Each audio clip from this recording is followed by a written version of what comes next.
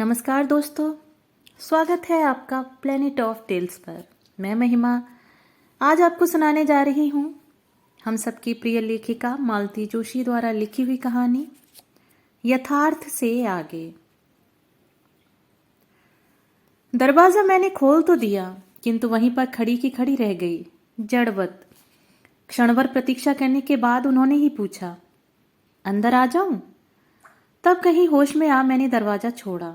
सोफे पर बैठकर वे रूमाल से पसीना पोंछने लगे। सफर की थकान चेहरे पर स्पष्ट झलक रही थी। मैंने पंखा खोल दिया और एक स्टूल सामने लाकर रख दिया। सहज भाव से उस पर पांव फैलाकर उन्होंने आंखें बंद कर ली। भीतर जाकर मैंने पहले तो गैस पर चाय का पानी रखा, फिर घड़े से एक जग भरकर गिलास के साथ रख आई। फ्रिज का पानी उन्हें कभी भाता नहीं था और घर में सब इसे एक तरह का कॉम्प्लेक्स मानते थे। रसोई घर से लौटकर मैंने चाय बनाई, खूब स्ट्रॉन्ग, चीनी कम, दूध अधिक, सारा फॉर्मूला जैसे रटा हुआ था। क्रॉकरी की अलमारी में ही बिस्किट और दाल मोठ के पैकेट थे, पर उनकी ओर मैंने देखा तक नहीं। प्लेन टी उनका नारा था, जिससे मुझे हमेशा चिढ़ होती थी। चाय की टेबल पर जब तक दो चार चीजें ना हो मजा नहीं आता। चाय लेकर पहुंची तब तक वे काफी सुस्ता चुके थे। चाय पीकर जैसे एकदम ताजे हो गए। बोले, और लोग कहाँ हैं? अम्मा तो हरिद्वार गई हुई हैं, भैया भाभी किसी शादी में। बबलू की वजह से मैं नहीं जा सकी। कहते कहते मैं यूं ही मेजपोश की सलवटें ठीक करने लगी। डर था कि कहीं जान न लें कि अम्मा की अनुपस्थिति और बबलू की बीमारी ने मुझे भाभी के साथ हर जगह जाने की मजबूरी से निजात दिलाती है। फिर विषय बदलने की गरज से कहा, खाना तो नहा धोकर खाइएगा ना? खाना रतलाम में खा लिया था, पर पानी अगर मिले तो नहा जरूर लूंगा। मैंने अभ्यस्त हाथों से अटैची खोली। कपड़े निकालते निकालते ढेर सारे खिलौने फर्श पर बिखर गए। मैंने ऊपर देखा, वे मेरी ही ओर देख रहे थे। खिसियाए स्वर में बोले, बबलू के लिए लाया था, कैसा है अब? जी अब ठीक है, पर उस समय एक बार तो मैं घबरा ही गई थी। हाँ, यह स्वाभाविक है, उन्होंने उठते हुए कहा। उन्हें नहाने भेजकर मैंने सब्जी की टोकरियां टटोलनी शुरू की। एक और मुझे हंसी भी आ रही थी।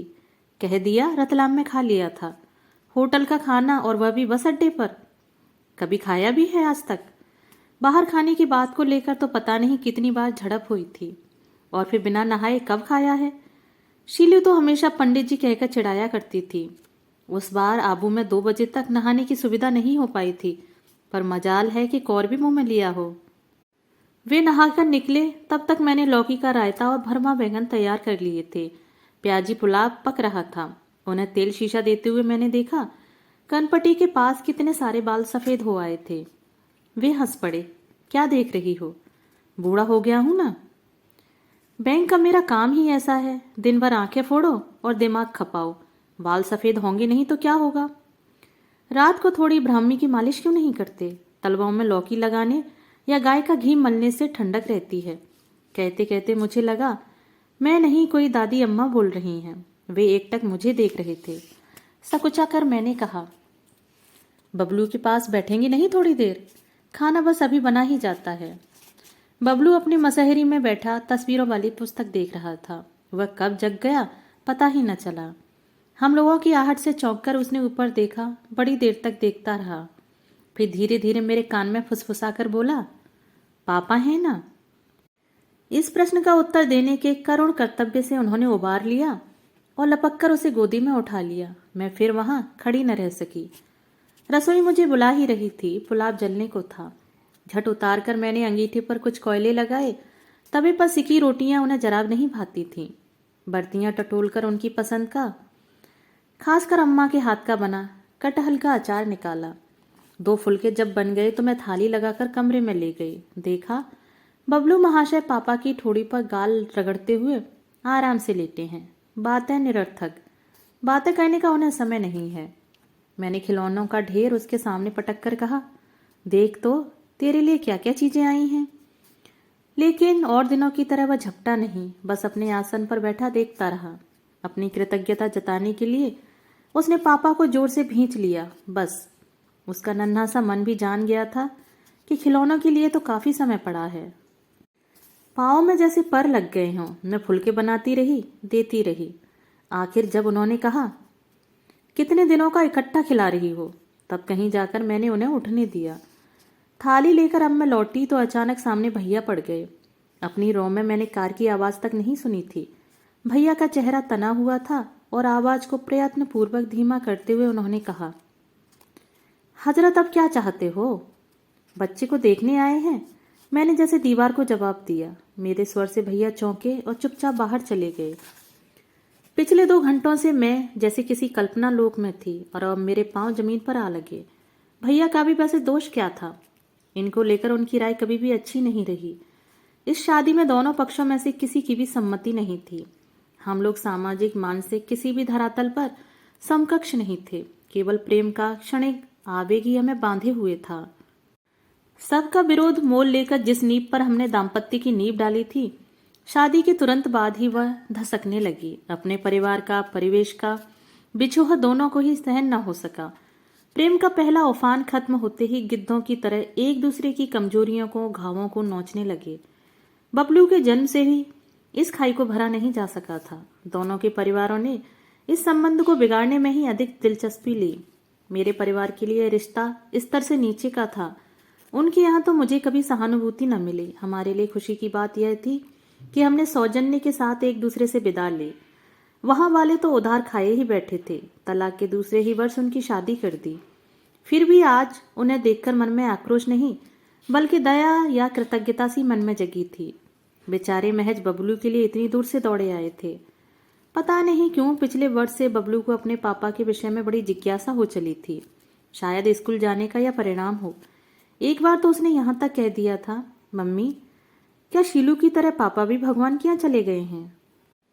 मैं फटी आंखों से देखती रह गई थी। उसका भी क्या दोष? इस घर में उनका कोई स्मृति चिन्ह न था। उनका नामोल्लेख तक यहाँ वर्जित था। तब मैंने ही चुपचाप सारे एल्बम ट्रंक की तलहटी में निकाल दिए थे। बबलू घर भर की नजरें बचाकर घंटों उनमें खोया रहता। मुझसे कुरेद कुरेद कर उसने पापा की आदतें, उनके कपड़े तथा शौक जैसे कंठस्थ कर लिए थे।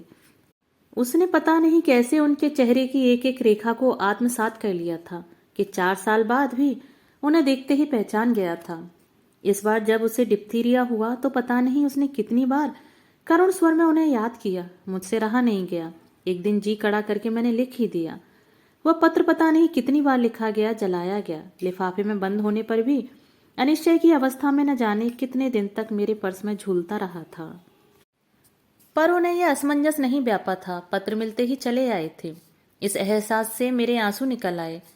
मैंने ईश्वर को धन्यवाद दिया कि आज घर में कोई नहीं था। नहीं तो क्या इस तरह जी भरकर उन्हें खिला सकती थी, उनके पास बैठकर बात कर सकती थी। लौटकर कमरे में गई तो देखा अखबार मुंह पर ढककर वे आराम कुर्सी पर सो रहे थे। मनपसंद भोजन को तृप्ति उनके चेहरे पर थी। मेरी आहट से उनकी तंद्रा टूटी। बोले, अरे कहाँ रह गई थी तुम? तुम्हारा चेहरा कैसा हो रहा है? फिर कुछ धीमी आवाज में कहा, क्या भैया ने कुछ कह दिया? Never mind, I was never in his good books. कितनी सरलता से कह गए थे। और दिनों तो इन्हीं बातों को लेकर घंटों महाभारत होता था। प्रसंग बदलने के लिए मैंने कहा, घर पर सब ठीक है? सब ठीक है। माँ का मोतियाबिंद का ऑपरेशन हुआ है। महेश ने एमएससी का इम्तहान दिया है। भानु की शादी नवंबर में हो रही है। और गुड्डी कैसी है? क्या नाम रखा है? मुग्धा। सुनकर मन में एक कचोट सी लगी। परिवार नियोजन के समस्त नियमों को ताक पर रखकर मैंने बच्चों के नामों की जो लिस्ट बनाई थी, उसमें एक नाम यह भी था। मैंने उनकी ओर देखा। उनके चेहरे पर इस तरह का कोई भाव न था, बल्कि वे घड़ी देख रहे थे। चले भाई, नहीं तो 5:30 वाली ट्रेन नहीं मिलेगी।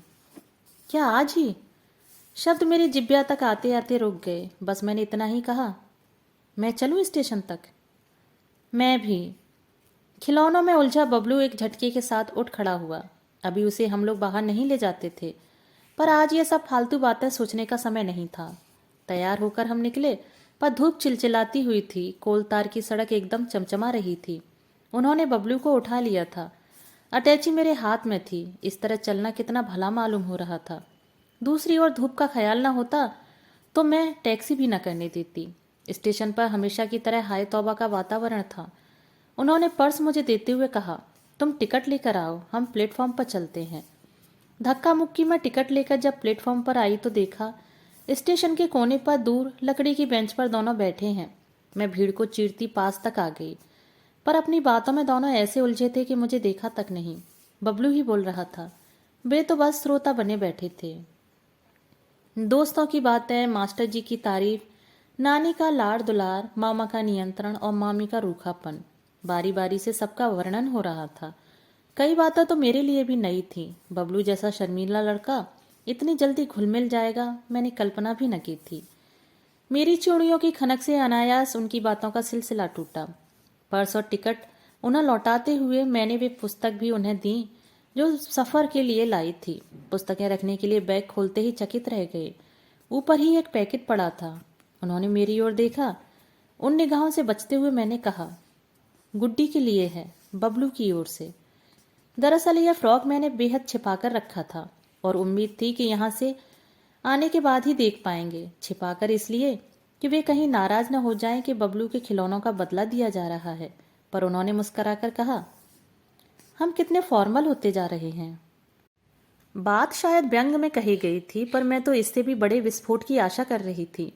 यह फ्रॉक मैंने भाभी की पिंकी के जन्मदिन के लिए रात रात भर जागकर काढ़ा था। मैं उन्हें सरप्राइज देना चाहती थी, पर उसे देने में शायद एक ऋण चुकाने का सा भाव रहता। इस देने में एक अनजानी तृप्ति थी। अंतिम घंटी बजी और स्टेशन पर एक हलचल सी मच गई। बबलू उनके घुटनों में मुंह छिपाकर खड़ा हो गया, शायद रुलाई रोकने की चेष्टा कर रहा था।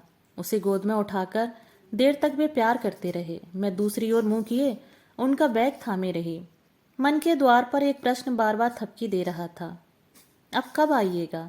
पर शब्द अधरों तक आकर लौट लौट जाते थे।